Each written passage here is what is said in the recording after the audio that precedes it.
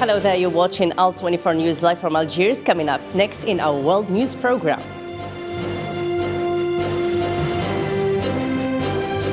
After being fired amid violent protests, the former director of Kazakhstan's domestic intelligence service was imprisoned on accusations of high treason. Plus,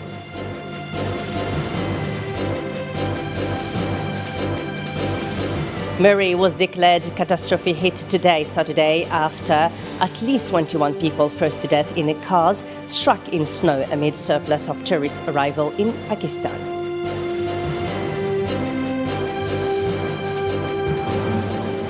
Also coming up in our World News program, India recorded more than 141,000 new COVID-19 cases, the largest since the end of May, as the Omicron variation of the coronavirus surpassed the Delta variant in urban areas.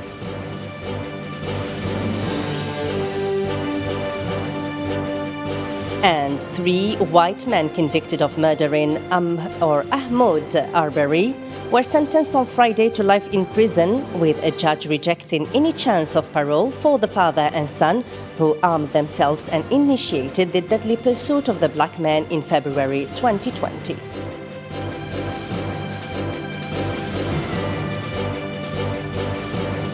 Thank you for joining us. First, in our top stories, fierce protests in Kazakhstan created true political crisis after the former chief of the Kazakhstan anti-terrorist agency was detained for attempting to overthrow the government in the process of protesting the president's return to foreign-backed groups. Meanwhile, the Kremlin reported Kazakh President Kassym-Jomart Tokayev told his Russian counterpart Vladimir Putin on Saturday that the situation in Kazakhstan is stabilizing.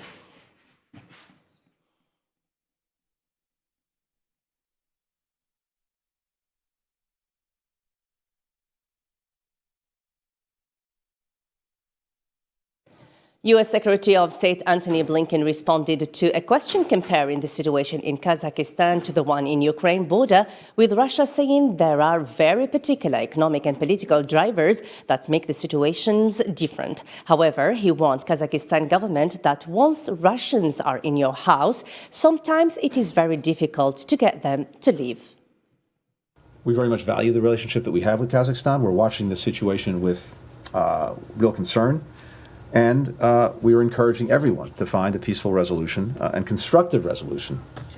There are very particular drivers of what's happening in Kazakhstan right now, as I said, that go to economic and political matters.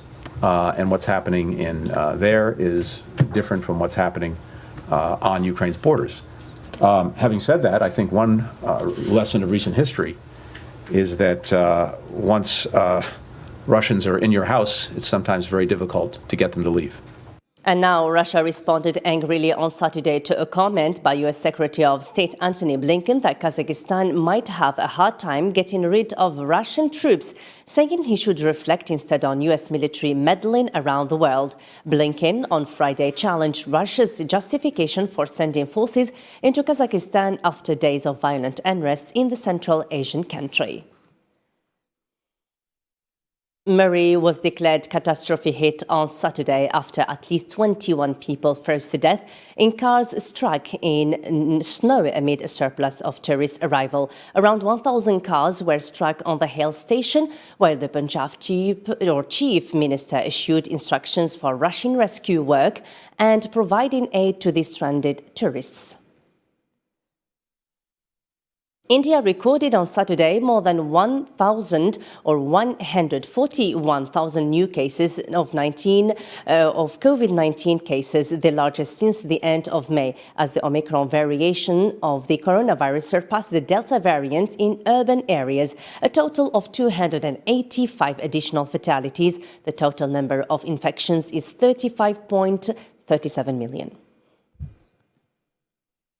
The world's champion tennis player Novak Djokovic has had his visa to enter Australia cancelled on his arrival in Melbourne amid a huge reaction over vaccine exemption. Serbian Prime Minister Ana Brnjac promised that the government will be keen on providing all necessities for the player to be allowed to enter Australia. Marwa Belawi reports. Novak Djokovic, the champion who is seeking to win a record 21st Grand Slam title at the tournament this month, his visa entry to Australia was refused by Australian government as he is an opponent to vaccine mandates. Djokovic has been holed up in Melbourne hotel since Thursday because his visa was cancelled due to some issues with the medical exemption as he had been constricted COVID-19 last month. The situation became a diplomatic issue after Serbia accused Australia of mistreatment towards the tennis player, while a court is planned to be held concerning the matter. Serbian Prime Minister Ana Brnabić said that the Serbian government is ready to provide all the necessary guarantees for Novak to be allowed to enter Australia. On the other hand, Australia's Prime Minister Scott Morrison denied the accusation from Serbia, declaring that no one was above the country's rules. Rules are rules. It's what I said to you yesterday. That's the policy of the government and has been our government's strong border protection policies, and particularly in relation to the pandemic, that has ensured that Australia has one of the lowest death rates from COVID anywhere in the world. Hundreds of supporters gathered with Djokovic's father around the Serbian parliament in a demonstration against the Australian ban, complaining that Australia went too far.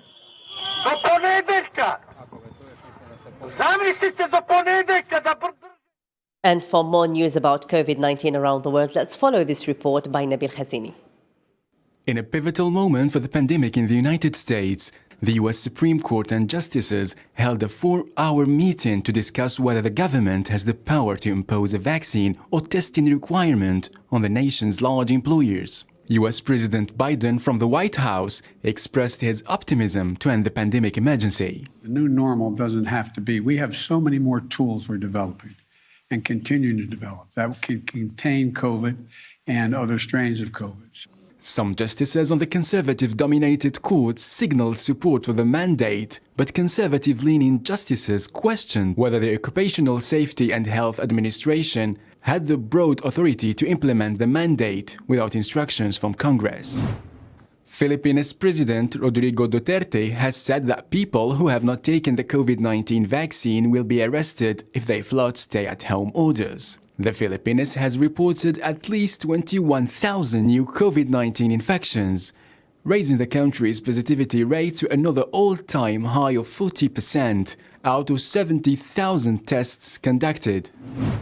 In the United Kingdom, 200 armed forces personnel are being sent to support the National Health Service in London as hospitals struggle with staff shortages.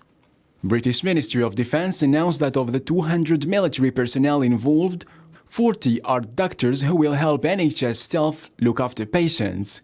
The other 160 personnel who have no medical training will check in patients, ensure stock are maintained, and would also be conducting basic checks.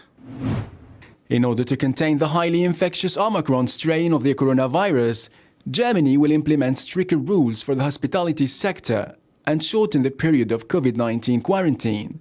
German Chancellor Olaf Scholz announced Friday after talks with regional leaders.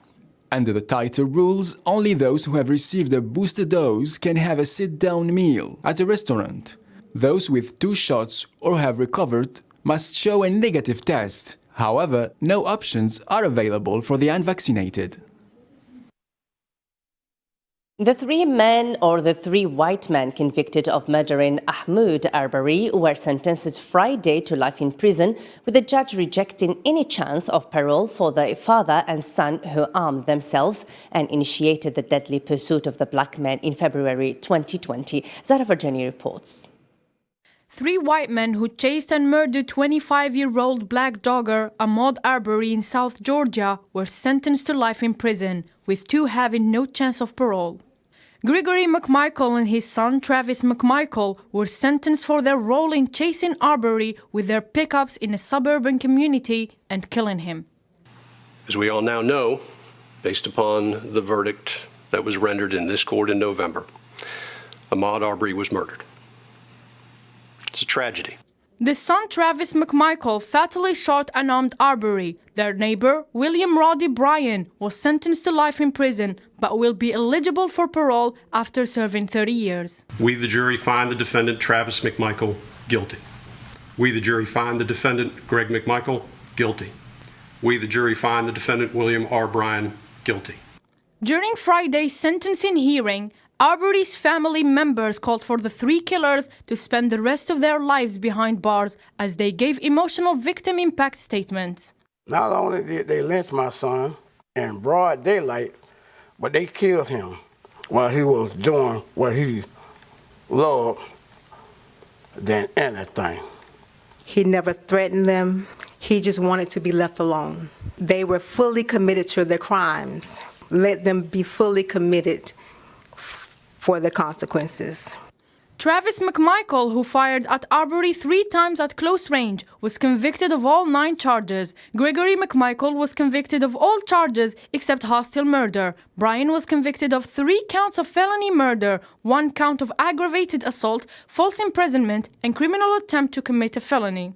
The jury deliberated for about 10 hours before delivering its verdict.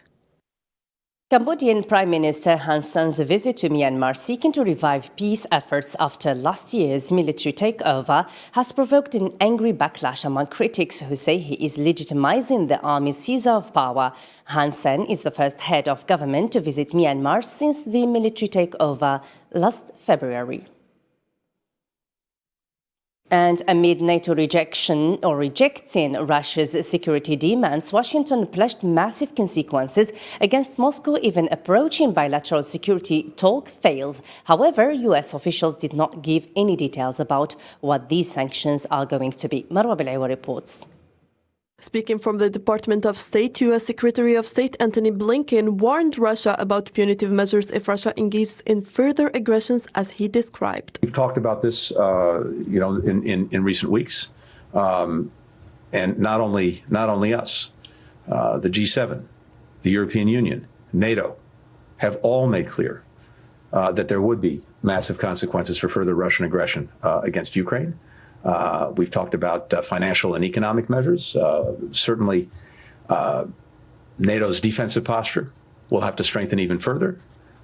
Assistance to Ukraine to defend itself will continue. The building of Russian military troops over the Ukrainian borders is going to be the key topic of next week's talks in Geneva that the two presidents, Joe Biden and Vladimir Putin, will hold. U.S. Deputy Secretary of State Wendy Sherman and Russian Deputy Foreign Minister Sergei Ryabkov will lead the delegations. NATO and Russia are also set to start their own negotiations in Brussels later next week. NATO Secretary General Jens Stoltenberg said the military alliance will not stop its expansion across Europe, rejecting security demands of Russia. The risk of conflict is real. Russia's aggressive actions seriously undermine the security order in Europe. We are sending a very clear message to Russia that if they once again decide to use military force against a neighbor, then there will be severe consequences, a high price to pay, economic sanctions, financial sanctions, political sanctions. And this has been conveyed by NATO allies, by the United States, by the European Union and others. Russian President Vladimir Putin earlier said demands for the US and NATO as an effort to ease tensions over Ukraine, promising that it would limit military exercises if US and NATO agreed on its demands. An explosion made a building fall after triggered by a gas leak, killing at least 16 in Chongqing, China's southwest. The building was containing a canteen where 26 individuals had been evacuated from the scene, while 16 of them had perished.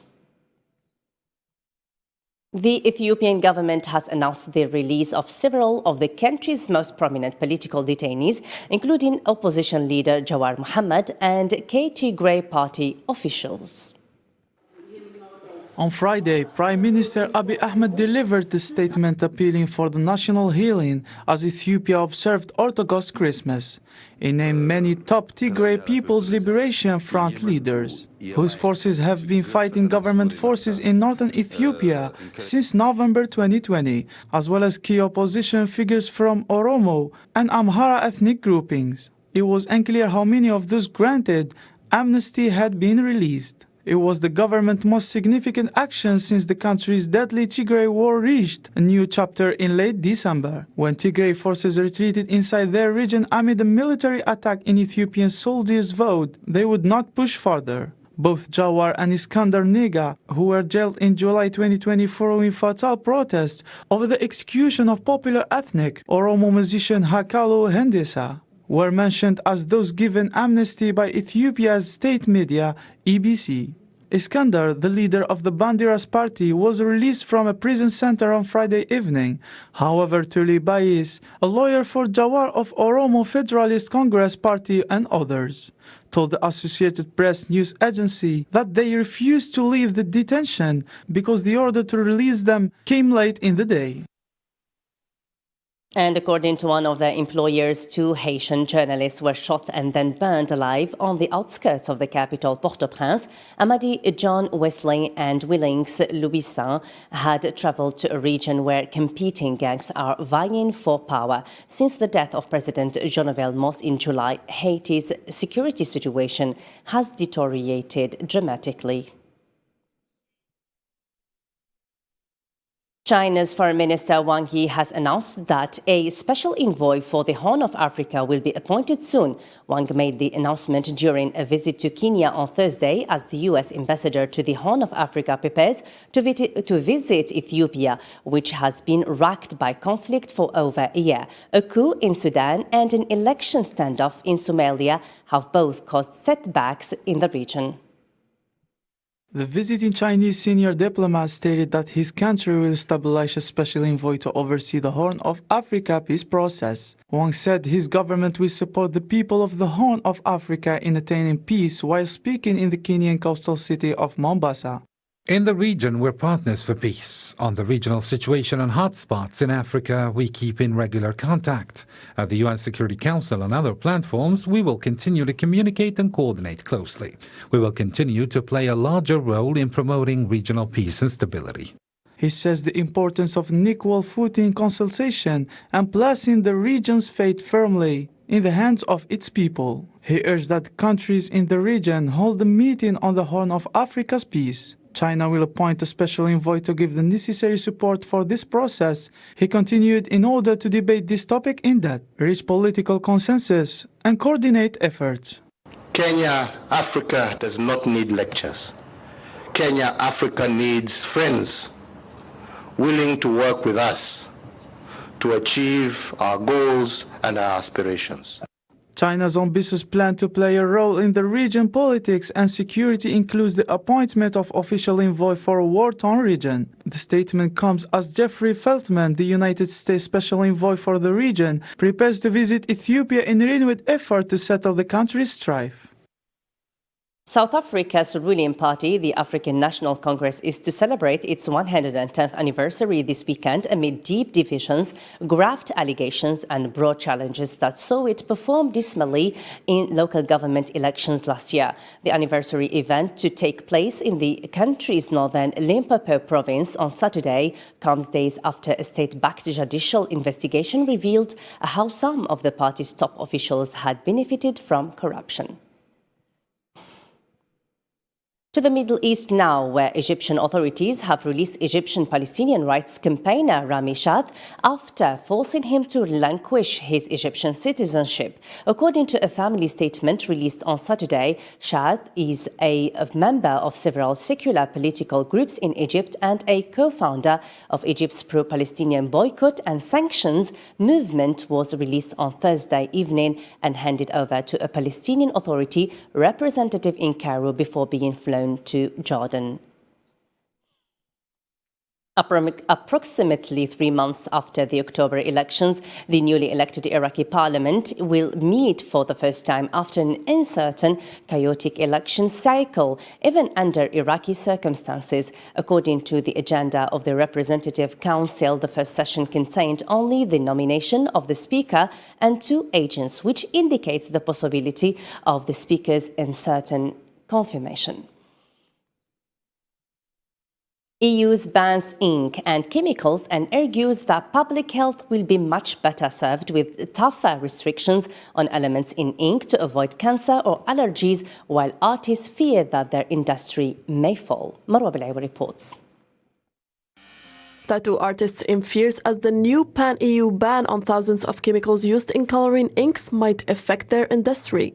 The restrictions apply to materials that may cause cancer or other health issues and mainly affect colored ink. Protection of the public health of the European citizens is our primary concern. The updated EU regulations on chemicals, known as REACH, were agreed by all members of states in 2022. The ban covers 4,000 chemicals, including isopropanol alcohol, a common ingredient in tattoo inks, as they claim it causes skin allergies and could lead to cancer. Chemicals which are contained in ink mixtures could be dangerous for public health, and for this purpose we have adopted this restriction. The EU claims that the rules will reduce the number of adverse reactions. However, tattoo artists complain replacement inks are not easily available and might lack the vitality customers want. The tattoo industry argues that there is no firm evidence that tattoos cause cancer and fears the regulations could lead to more tattoos being given on the black market. And also, we have not received any request or complaint that a further derogation is necessary due to the crisis. Tattoo shops in the EU went through tough years since COVID-19 hit with restrictions and lockdowns, and they are in fears that the new crisis is hitting them even harder. Sidney Poitier, the first black man to win an Academy Award, passed away at the age of 94. The fabulous Hollywood star made history at the 1964 Academy Awards and starred in dozens of movies and television shows. Islam Sidi reports. Because it is a long journey to this moment. Sidney Poitier, the first African-American actor to win an Academy Award for Best Actor and an inspiration to a generation during the civil rights movement in the United States, died at the age of 94. He played a black man with a white fiancée in Guess Who's Coming to Dinner, a black police detective fighting racism during a murder investigation in the heat of the night. See him at the seaside. In 1963, he received his first Academy Award for Best Actor for his role as a handyman who assists German nuns in the construction of a desert chapel in Lilies of the Field. Poitier had become the first black man to be nominated for a lead actor Oscar 5 years prior for his portrayal in The Defiant Ones. It's always a long road coming to that moment for all actors. See, not just for me. Mine may have been qualitatively different from the other guy, for instance, Gregory Peck's last year. He overcame various obstacles during his early years. Journalists frequently overlooked his work in interviews and instead asked him about racism and current affairs. When the young actor met the casting director of the American Negro Theater, he got his first break. He was a substitute in Days of Our Youth and stepped in when the star Harry Belafonte fell ill. Poitier carefully selected his assignments, dispelling the conventional Hollywood notion that black performers could only appear in humiliating characters such as shoeshine boys, train conductors, and maids. We're gonna just ride and sometime walking, baby. Beginning in 1972 with Buck and the Preacher, in which he co-starred with Harry Belafonte, he acted in over 50 films and directed 9. In 1974, Poitier was knighted by Queen Elizabeth II of the United Kingdom and served as the Bahamas ambassador to Japan and to UNESCO. He received the American Film Institute's Life Achievement Award in 1992, the highest honor after the Academy Award. His outstanding accomplishments as an artist and as a human being were recognized with an honorary Oscar in 2002. Poitier was married twice, had 6 daughters, and published 3 books throughout his lifetime. He received the Presidential Medal of Freedom, the highest civilian honor in the United States, from then-President Barack Obama in 2009. Poitier was on hand to deliver the award for Best Director at the 2014 Academy Award ceremony, which marked the 50th anniversary of his momentous Oscar win. And finally, we wrap up with some world economic news in this report by Nabil Khazini. Eurozone inflation hit a new record high in December, raising more questions about the European Central Bank's monetary policy. The inflation rate in the euro area reached in December its highest level in 25 years at 5%. The inflation is propelled mostly due to higher energy prices, according to a first estimate published on Friday by Eurostat. Shares of several leading COVID-19 vaccine makers were falling despite the surge in the coronavirus infections, and governments multiply their use of the shots to combat the Omicron variant. Each of the three developers of leading two COVID-19 vaccines in the US saw substantial share price declines. This comes while countries are doubling down on vaccinations, expanding booster dose authorizations, and some countries are allowing children aged 12 and 15 to receive a booster shot. The US Labor Department reported that a record 4.5 million American workers quit their jobs in November, a sign of confidence and more evidence that the US job market is bouncing back strongly from last year's coronavirus recession. The department also reported that employers posted 10.6 million job openings in November, down from 11.1 million in October, but still high by historical standards. Luxury German car maker BMW launched a fascinating and futuristic new concept at this year's Consumer Electronics Show, a car with the ability to change colors on the fly. The BMW iX Flow uses e-ink technology to produce smooth color changes that completely transform the exterior of the car into a variety of colors and patterns. BMW said the e-ink technology is energy efficient, since it requires absolutely no power to maintain the exterior color chosen by the driver. That's all for me and the rest of the team. Thanks for watching. Bye for now.